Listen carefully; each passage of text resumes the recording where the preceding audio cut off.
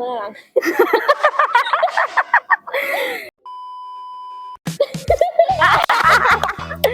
Oh! Ang ganda na nun eh.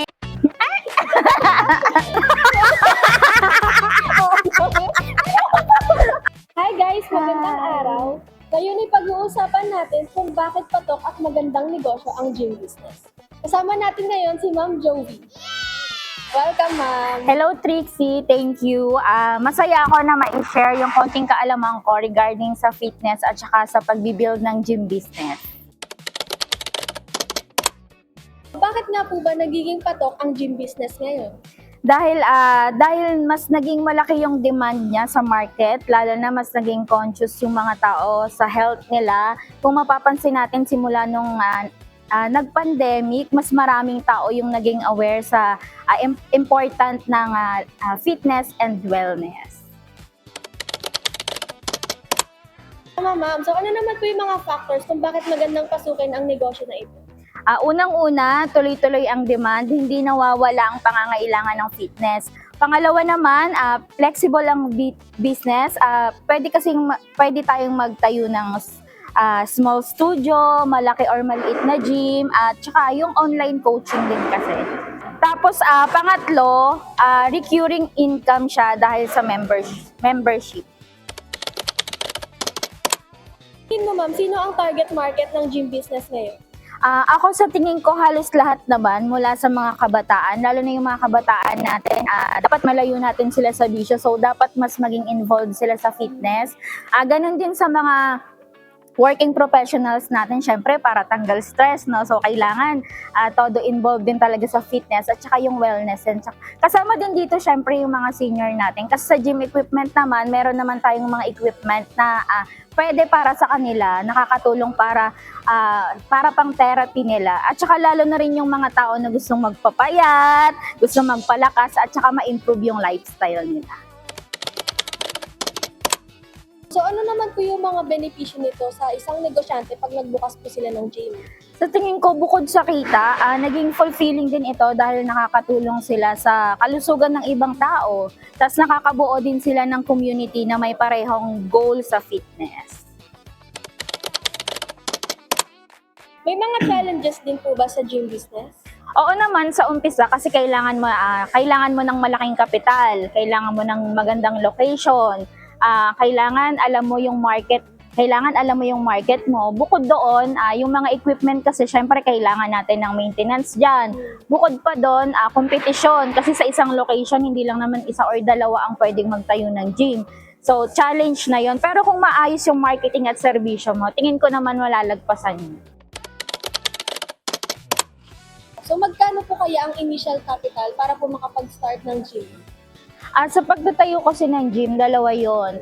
Pwedeng mag-open ka na yung equipment mo is local made. Meron naman pwede kang magtayo ng isang gym na yung gamit mo naman is imported. So depende yon.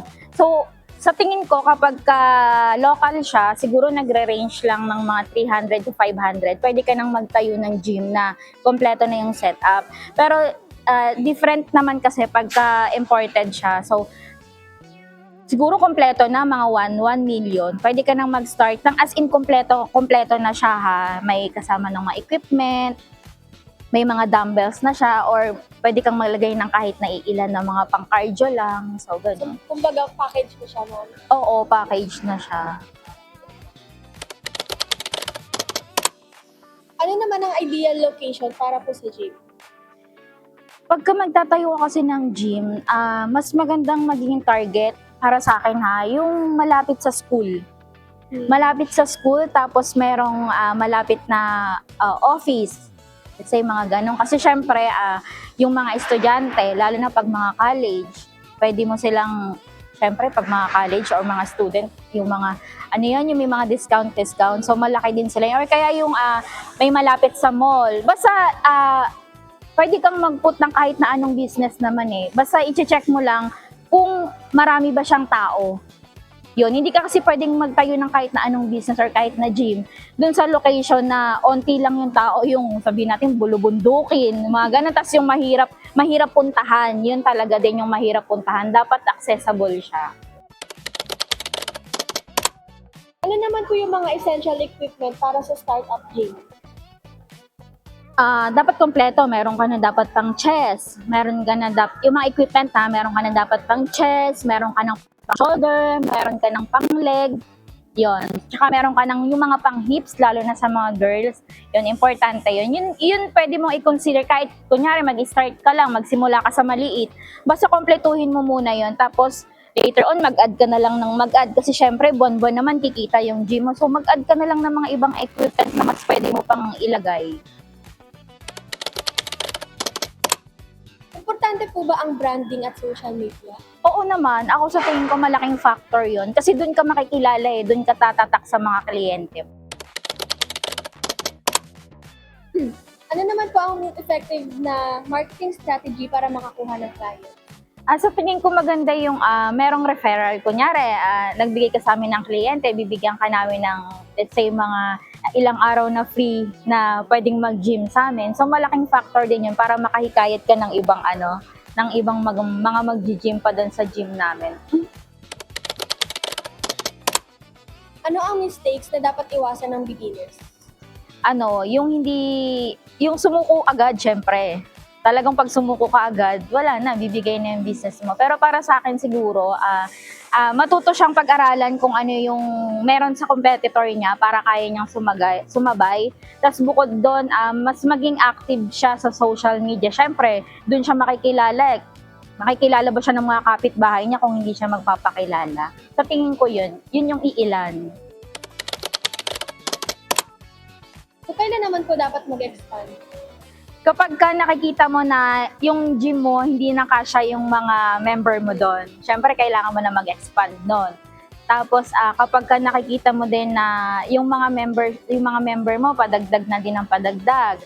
Tapos kapag ka may mga nakikita ka na ng mga member mo na hindi na nakakagamit ng ibang equipment kasi nga occupied na siya lahat. Nag-aagawan. Oo, nag-aagawan na sila. Pagka ganon, huwag ka nang magpatumpik-tumpik, mag-expand ka na agad para syempre mas malaking kita. Okay, ma'am. So, for our last question, ano naman po yung maia-advise mo para sa mga taong gusto magnegosyo ng gym business? Unang-una, huwag kayong matakot na subukan yung gym business. Siyempre, ngayon kasi sa panahon natin, kahit sabihin natin na may giyera, kahit sabihin natin na taghirap, mahalaga pa din talaga, ika nga sabi nila, health is wealth, di ba? So, kahit nasa bahay ka, kahit gusto mong magtayo ng negosyo, or kahit na ikaw lang personally gusto mong gumamit ng gym equipment, pasok na pasok ka sa gantong industry or gantong community. So, ang mapapayo ko lang, open po ang aming office Monday to Saturday, 8 a.m. to 5 p.m. Kompletong-kompleto po kami. Home, commercial, meron po kami, available po kami. So, ano pa pong hinihintay nyo? Message nyo na po kami sa mga page namin. Marami po kami na agent na mag-a-assist sa inyo. At ang pinakamahalaga po, ibibigay namin kung ano po yung kailangan nyo para masuportahan namin ang inyong health, fitness at wellness. Yan. At located po kami here sa Lucho Industrial Estate, Amaya 1, Tansa, Cavite. So, visit us now! Thank you!